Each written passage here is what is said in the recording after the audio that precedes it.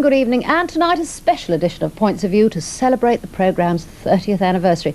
It took to the air for the first time ever on the 2nd of October 1961, a week which also saw the start of a new religious programme, Songs of Praise. This was a time when a 19-inch black and white TV set cost 66 guineas, a postage stamp was 3p in old money, and a TV licence a whole £4. The licence fee being a subject which has continued to fill postbags. £32 for a TV licence? It's a disgrace. It's far too low. The excellent service the BBC provides, it should be at least £400. Mr. Pittman of Camberwell adds... The test card is quite magnificent. It justifies the licence fee on its own.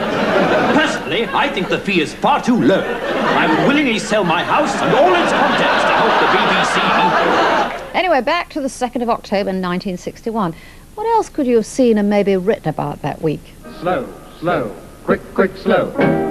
Well, TV Dancing Club with Victor Sylvester alternated week by week with Come Dancing. And this being the days before anyone had heard of flat-pack furniture... Well, this is what I want to make this week.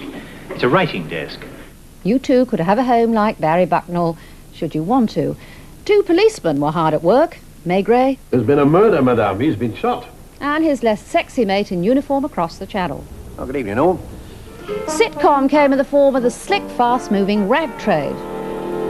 And Brenda, you're late. Oh, I'm sorry, Betty, it was the baby. I was up so late getting him to Mum's. I made him a lovely breakfast and he wouldn't touch it. He's just gone on to solid. Oh, that explains it. You can't breakfast on solid. You want to give him a cup of black coffee and a fag. Ah, yes, those were the good old days. Ladies and gentlemen, Mr. Harry Bailey, the entire company, but this time chiefly yourself!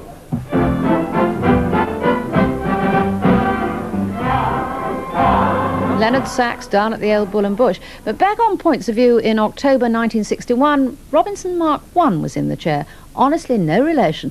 But listen carefully to Robert's delivery. This was a time of much more formal television, no youth programmes, when even if they weren't wearing one, presenters still talked in a sort of dinner jacket voice. Good evening. Johnny Mathis spoke his mind on Jukebox Jury, a rare event in that particular latitude, and the mail was large.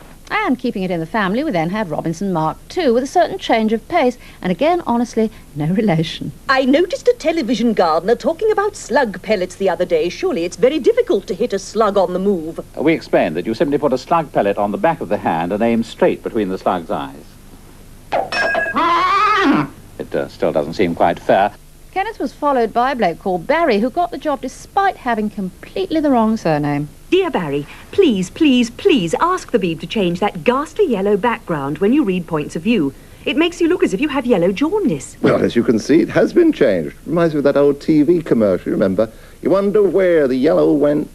For those under 32, which includes the producer of this programme, the yellow went when you brushed your teeth with Pepsodent. But never mind, 7 years later, the BBC saw the error of its ways and returned the programme back to the Robinson clan. Anyway, Tom Burt of Wivenhoe, that delightful village in Essex, is sick and tired of having to read boring credits of people he doesn't know. I'm Anne Robinson, by the way, Mr. Burt. Yes, I know, my hair was ghastly. Anyway, throughout the 30 years, various stars have made guest appearances on Points of View, including, would you believe, Alan Bennett. Sadly, his efforts not kept for posterity. Oh, and there was another Robinson. No relation to me, or Robert, or Kenneth. Hello, I'm Tony Robinson. This is a tennis racket, and this is what you think of the Wimbledon commentators. And Wimbledon's still a popular subject, as is live background music. Other hardy annuals include the cancellation of small children's programmes for sport and, indeed, the cancellation of large grown-ups programmes for sport. So how much influence does Points of View have? Well, it's hard to actually quantify, but fun letters aside, what we hope we've done now and again in recent times is to persuade the BBC to think or rethink some of its decisions. Another interesting occurrence on this programme, which probably hasn't changed over the years, is the element of humbug. I was given the dubious honour of looking after 9 locusts for a school during the Christmas holidays. Did I say 9? It's now more like 200. So if your viewer came here, she'd be more than sick of seeing them always at it. Maybe you could invite Mr. A.V. Rawson of Wrexham to have a look. I would like to know how I managed to miss all this sex and depravity so many of your viewers seem to write in about. I sit up every night, bleary-eyed in eager anticipation of something even mildly titillating, but alas, to no avail. My hair's still ghastly. Anyway, back to Points of View. Everybody you know talks about it. Thank you, Mrs. Talbot, on behalf of all the poor people. You're not trying that cash con again. Is that why you faked your own shooting, so you could trick poor old ladies out of their life savings? Sarah!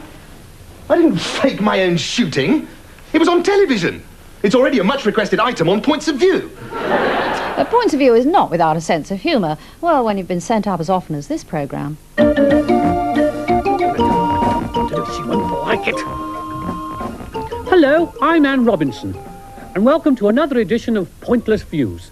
There's Jasper as me, and here's me under orders from Comic Relief. Don't you think you might make a little more effort over the clothes? After all, the Queen might be watching. A very valid point, Mrs. T. And on to the next, incredibly interesting and intelligent letter. And me as Spitting Image sees me. But it's not been all sex this week, as Mr. Thompson from Halifax writes. Classic Railway Journeys of the World was a total delight. However, am I the only one to notice the glaring continuity error? And Spitting Image doesn't think much of you either. Hello. Well, we've had quite a few letters after my last appearance. And Mr. Kinnock writes, Dear Mr. Speaker, why, oh, why, oh, why, oh, why, oh, why, oh, why... Whereas Mrs. Made-Up Letter says, why can't we see more of that marvellous Mr. Speaker? And here's a researcher called Lisa, as in Maxwell, back in the Points of View office. Why, oh, why, oh, why, oh, why? Can't we see more of Robert Kilroy Silk? I mean... Incidentally, and I'll say this only as many times as it takes you to appreciate the point, I have never used a letter beginning Y-O-Y. Mind you, others haven't been so fussy. And now finally, a short note from Audrey Pilkington of Banbury. Why, oh, why do the sort of people who write to Points of View always begin with why, oh, why? Boy, oh boy, it's annoying. And how does one get into print on the small screen? Robert Robinson, back in 1963, explained thus. In recent weeks, Points of View has received an average of 1,350 letters per week. In 2 5-minute programs, approximately 20 letters are read, which gives each letter a 1 in 67 chance of being read. The Mail on Sunday last year suggested several ways of getting a letter used. Write the word very 25 times. Add a PS commenting on Anne Robinson's hairstyle. Refer to the BBC management as them upstairs. Use green ink. Beg to see an excerpt from a natural history programme. Etc., etc. In fact, the letters which catch my eye are witty, unusual, contain an interesting argument, and are informative. Environmental health officers, nurses and mothers being particularly good correspondents. In short, just expressing disgust and outrage, or having an opening sentence like this... I have never before felt moved to write to the BBC. Well, frankly, those are 10 a penny. Anyway, enough from me. We're back with a fresh sackful of letters on October the 16th. I'll leave you with a little bit of some of the others who've had a go at this job over the years. You will note none of them have had to have their legs on show. Good night.